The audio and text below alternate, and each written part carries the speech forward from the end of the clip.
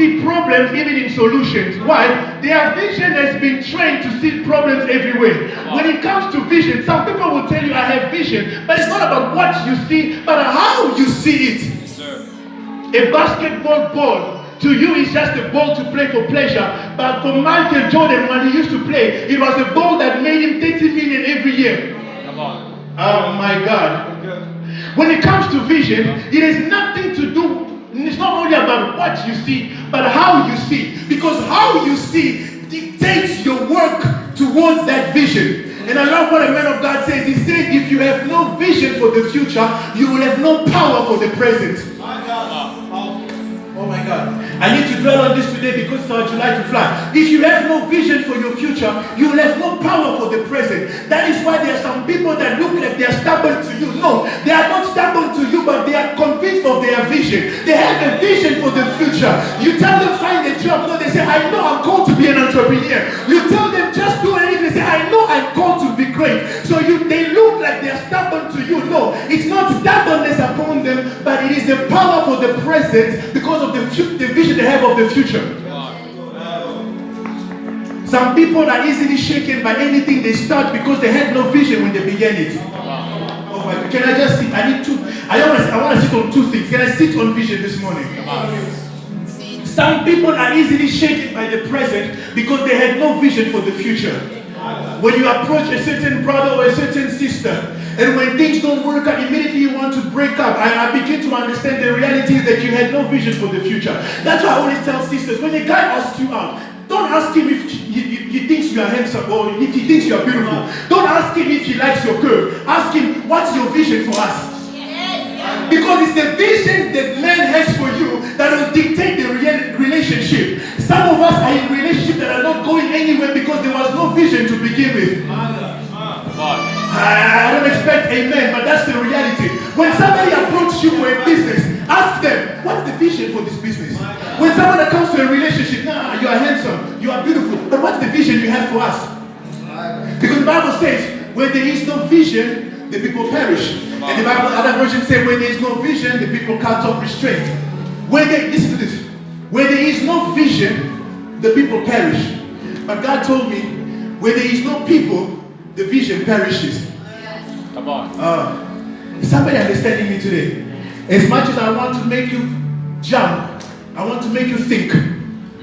When there is no vision, people perish. When you have no vision for what you begin in your life, I want you to know it's going to end in a mess. Whatever you engage your life in without a vision will end in a mess because your vision is your compass. Your vision is what dictates your walk. Your vision is what dictates your strength. If you have no vision, even in your studies, that's why you will be failing for years in and year out. Or you'll be changing from one degree to another degree because you had no vision to begin with for that degree.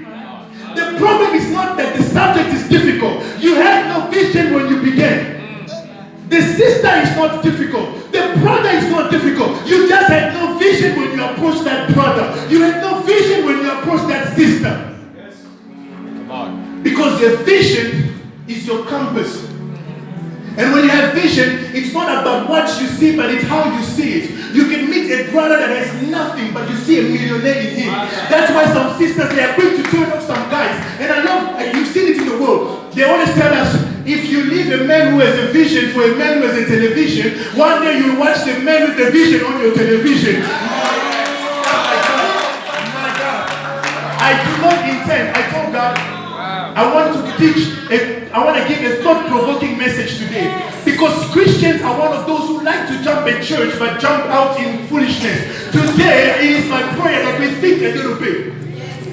When it comes to vision, it's not about what you see. The person approaching you may not have the car. He may not have the looks. He may not have the charisma. The person telling you I want to have a business with you might not even have one rent. But if you don't see properly, you are going to see a failure in the place of a champion. You are going to be a loser in the place of a winner.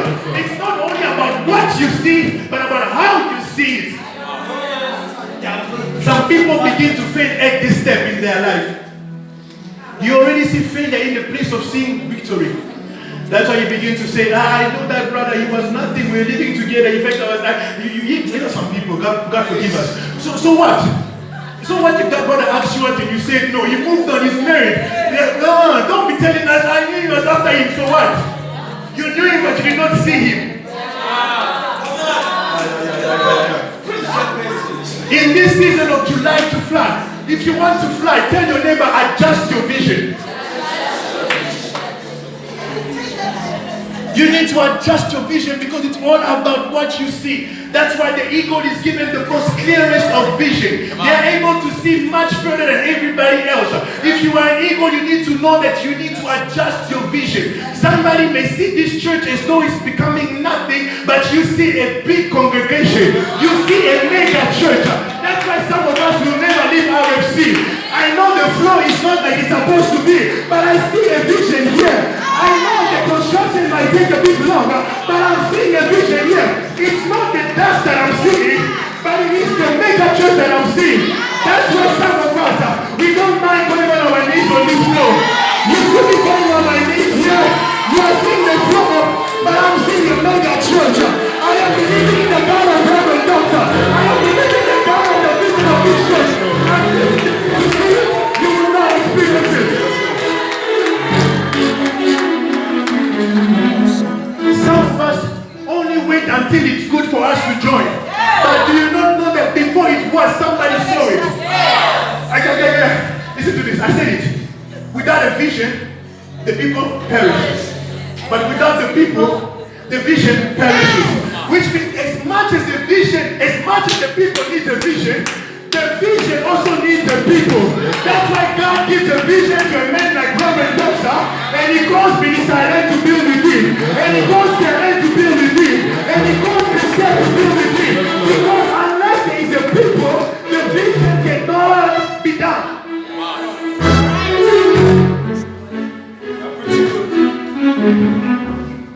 I have seen many visions die because the people did not want to participate in the vision. You got a vision of a job, you got a vision of a career, you got a vision of a marriage, but you swapped it with excuses. God told me, and we said it last week as well, but I'm going to say something else. Last week we said success happens when your dreams exceed your excuses. But God made me understand something. The problem with the people of the church is that we are too busy praying and not acting. God gave you a vision of whatever it is. A prophet who's not your brother confirmed that vision. Your mother confirmed that vision. What do you say? Okay, I'm going to pray about it. No. Stop using prayer as an excuse. Don't only pray about it, but pray and act on it. The problem with the church is some people like to use prayer as an excuse for hard work. The Bible says faith without works is dead. Many of us in reality are too scared to start. How many prophecies do you need to receive for you to know you need to start something? How many prophecies? When God says it's your year to get married, oh my sister, how many prophecies do you need for you to not start saying yes? When God says this is your year to start a business, how many prophecies? Did God say He will give money for you to start? No. He said it's the year to start the business. All you have to do is pray about it and act on it. But stop using prayer as an excuse. Many Christians want to say, I want to pray about it. No, brother, don't pray. Act. So James says, you speak to me of your faith, I speak to you of my work. You speak to me about faith without works, I show you my faith by my works. James 2 verse 18. It says it.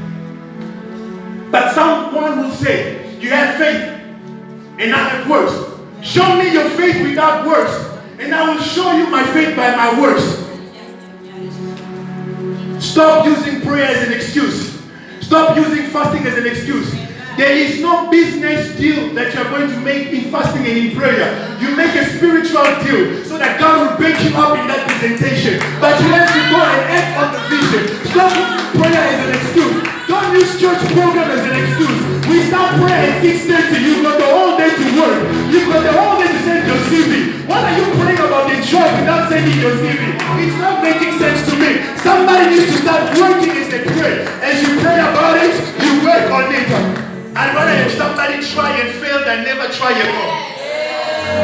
But we all know, because our Father always tells us, winners never fail, we just learn. Is somebody understanding me? If you don't have vision for the future, you will have no power for the present. Now the second thing I want to talk about, and I want to end it here. There's a story I read this week. A certain man was walking, and he found an egg, an eagle egg. And he took that eagle egg and he went to his farm. So what did he do? He took the egg and put it with the eggs of chicken. And it so happened that eagle eventually hatched. You know, to hatch, the egg broke. Now when it hatched, the first people it saw were chicken. So by default, that eagle thought it was a chicken. So the eagle began to eat like a chicken. The eagle began to walk like a chicken. The big eagle began to behave like a chicken. Because it thought it was a chicken. But one day another man came to the farm and asked the owner of the farm and says, I see all your birds here, but I'm seeing a different kind of bird in the midst of your bird. That's an eagle. Then the farmer said, yeah, but I didn't know where to put him, so I put him with the chicken. And as a matter of fact, the eagle thinks it's a chicken, so it behaves like a chicken. The gentleman says, no. I know this is an eagle. And eagles were born to fly. Eagles were not born to walk on their feet. Eagles were not born to eat from the ground. They were born to eat from the sky. That's why if you want to think big, think like an eagle. Don't think like a chicken. Big people think like eagles. Small people think like chicken. Because chicken eats from the ground. And when I read the story, I discovered that chickens eat so much from the ground that it can happen sometimes that they even eat their own feces. I told God, I pray in the church and they say what's the feces because I can't really explain that.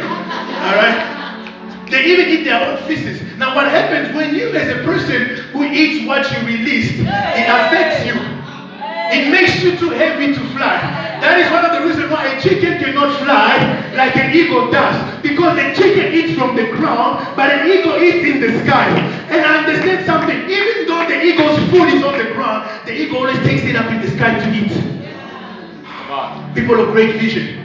So the story says, the young man took the eagle and told the eagle, you are not a chicken. You are an eagle.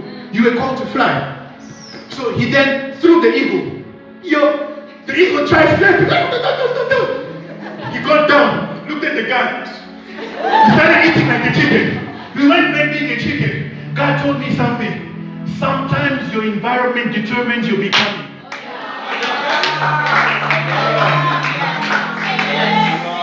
Your environment determines your becoming. I don't care if you are naturally born as an eagle, but if your environment is full of chicken, like it or not, birds of a feather flock together. Your environment determines your becoming. Sometimes don't blame people by what they do. Look at where they come from. Sometimes when I see somebody stubborn or difficult to speak a certain way, I want to know where do they come from? Because where you come from determines what you become. So the eagle looked at the guy and went back to eat as a chicken because he was used to that environment. The guy took the eagle again into a higher level and told him, you are not a chicken, you are an eagle. And he threw him up in the air. The eagle tried to fly between, but because it was not accustomed to it, it had no information that it was born to fly. It had no information that it was born to fly. The eagle fled but failed and went back and started eating like a chicken. But the man did not give up. The man knew this is not a chicken. This is an eagle.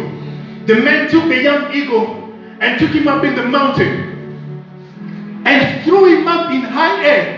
By the time the eagle saw that this is a place of death and life. Have you ever been in that place in this life? Have you ever been in that place in your life?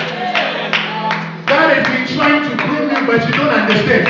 God has been trying to tell you that you're an eagle and not a chicken, but you are still behaving like an eagle. You are still behaving like a chicken. God has been trying to tell you your place is not in the nightclub, but you are still coming to church and still going back to the nightclub. You come to church and tell you don't go to the nightclub. It's like them throwing you. You don't understand. You go back to the nightclub. God is trying to tell you, if that relationship is going to kill you, you don't understand. You still go back to that same abusive relationship. Have you ever been to that place where God says, okay, now I take you up to the mountain. He brings you up in a place in your life where it's either you fly or you what? Or you fall. And this time around, there's nobody to help you. It's life and death here. God takes you to a place in your life where it's tough financially. It's tough in every domain of your life. You don't know what to do. You are sure that tomorrow you're going to die. You are sure that if God has not rescued you, you're going to die. You know what that man did? Threw the eagle up in the air, the great mountain. The eagle had no choice but to rediscover who he is in the midst of the trouble. All of a sudden, the wing that could not fly began to fly. All of a sudden, the eagle that could not fly began to fly. All of a sudden, the eagle left the nest. The eagle said, I was born for more of this. I was born to be more than this. The eagle got angry. He said, I regret eating the food of the birds. I regret eating the food of the chicken. I did not know that I had the eyesight to be able to see a fish from a far distance. By the time the eagle lifted up its wings and took the fish, he tasted the fish and said, this is better than fishes. This is better than eating from the ground. I am eating fresh food than I've not eaten it before. And then I'm going to a place in your life. After you learn how to fly, you ask yourself, what was I even doing there?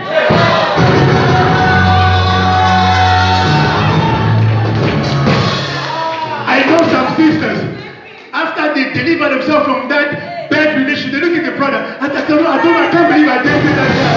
I can't believe it. I was wasting my time. Hey. God has been trying to tell you all along, you are wasting your time, but you could not understand. God has been trying to tell you all along, you are born to fly and you are not born to walk, but you did not understand. So what does God do? He makes things difficult. He takes you to a high mountain. You know, if I don't fly, I fall. Or if I don't fall, I die. When you eventually decide to fly, that's when you see your miracle. That's when you see your breakthrough. Have you ever been in a place in your life, after you've come out of the situation, it's like your eyes have been opened. Somebody say, I'm born to be an eagle. It's because you are born to be an eagle. All of this time, God has been telling you, it's been tough for you because you are an eagle. Don't look at the kangaroo, you are an eagle. Don't look at the polar bear, you are an eagle. The Bible says, whom God loves well, he chastises. I know it in French. It says, celui qui aime bien. God loves you too much to let you live a life like a chicken. God loves you too much to let you live a life like a monkey. God has to train you like an eagle. God has to train you like an eagle. Now this is what I discovered this week. I discovered that if you want to fly, you need to live your life like an eagle, not like a parrot. Come on. It says, parrots talk a lot, but can't fly high. Have you met those people? Me. When I start that church, me. No. Let me provoke the brothers in the church. Looking at the soccer man, please, it was me. Mbokani, I'm going to kick that ball. Some people are like that. There are some people who talk a lot. They'll shout at the referee. They'll shout at the soccer player. They'll tell you, if it was me preaching the way I was going to bring that Bible verse, they'll tell you, if it was me who was married to that minister, or if it was me married to that pastor, or they'll tell you, if it was me working at MTN, they are going to tell you, if I had the kind of clothes they had, if I had the kind of suit they had, my sister, if I had your complexion. But my question is, with what you have, what are you doing? Oh, I will know that if you have what I have, or if you were who I was, I will know that you can do great if with what you have, you are doing great. Look at you and say, neighbor, stop being like your parent. You need to be like an eagle.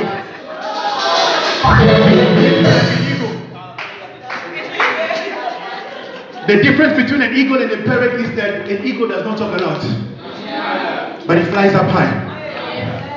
Some people can intimidate you just by their speech.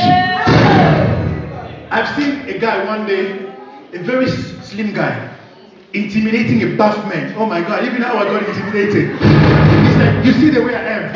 I am going to kill you and I'm going to break you. By the time I hit your left knees, you are going to go down. Now the buff guy is swelling. It's like, pretty, but the guy is like, I am going to destroy you. I am reputed to break some bones in this place. Some people can do nothing but talk. Tell somebody the talk is cheaper. Some people only talk. They scare you with their speech, but there's no actions to back it up. But there are people who don't have to say much. Their action says it all. I don't have to tell you what I'm able to do. I just show it. I just show you the way I pray. I just show you the way that I work. I just show you the way that I do the things that I do. Because I understand I am called to be an eagle and I'm not called to be a parrot. I leave the talking for the parrot. I leave the gossip for the parrot. I leave the criticizing for the parrot. I just begin to work. I just begin to work because in my word is my reward. And so the Bible says, you speak to me of faith without words, but I show you my faith in my works. I want to leave you with this final thought. Our father, Reverend Doxa, said something one day in the end here. He said, when you look at a bird, you'll begin to understand something. The bird has two things, two wings. Somebody say equilibrium. There is no way that you're going to have balance in your life by only flapping one wing. You need to have two wings. If you've got prayer, you must have work. Am I speaking to somebody? It's not only prayer, no work, trusting God. No, God told me to tell somebody, this season is not a waiting season, it's a working season. It's not a season to work on God, it's not a season to wait on God, it's a season to work with God. Stop only praying, but to your prayer, add work. And that's how you'll be able to fly. There will be no flight in you if you don't balance yourself. I'm not against prayer, we need prayer, but I want to tell you on top of your prayer, add work. Don't only pray about it, but after you've prayed about it, act on it. How will you know that God answered you if all you did was pray and set? Some of you, or some of us are sitting on untapped into potential. You've got potential that you have not tapped into. The reality is some people die with only potential. I know somebody, there was a soccer player in South Africa called Jabu Pule. One day I was watching the match and somebody said, you know, we've been watching Jabu Pule waiting for him to reveal his potential. He still plays as someone who has potential, but he has not yet fully trained his potential. Stop living as somebody who has potential. Enter into the reality of your potential. The only way you can tap into your potential, the only way you can fully harness your potential in this July to fly is if you work on it. And you've got something that the world does not have. You've got prayer. You've got heaven backing you up. Don't only pray about it. Work on it. After you've prayed, rise up on your feet. Go out there and you will see the hand of God. And you and I, by the end of this month, we shall say, surely it was our July to fly. Is somebody ready to fly? Does somebody want to fly? Rise up on your feet and we're going to make a glorious prayer. Can you give God a good round of applause?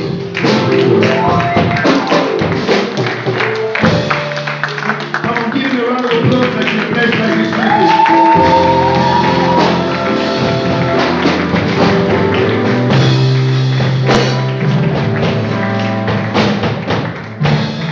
Now, this is what you're going to do with me. I want you to be honest with yourself. And we're going to pray. We're going to say, God, you decreed that this is our season to fly. God, I want to fly in my business. I want to fly in my relationship. I want to fly in my careers. I want to fly in my goals. I want to fly in my project. I want to really fly. I commit them unto you, my God. I commit them unto you. But I pray that you may give me the strength, the boldness, and the courage to act on this. This is a personal prayer. It might not be everybody praying about it, but you as a vision, you know that you need it. It might not be everybody praying about it, but you as a vision, you know that you need to pray. You need to pray. You need prayer so that nothing can come against you pursuing your vision. You need prayer so the angels can back you up when you go and pursue your vision. So you want to say, my Father, my God. My Father, my God. Say, my Father, my God. My Father, my God. Give me the strength. Give me the strength. Give me the boldness. Give me the boldness. Give me the courage. Give me the courage. To pursue my dreams. To pursue my dreams. In Jesus' name. In Jesus' name. Begin to pray with your own words. Begin to pray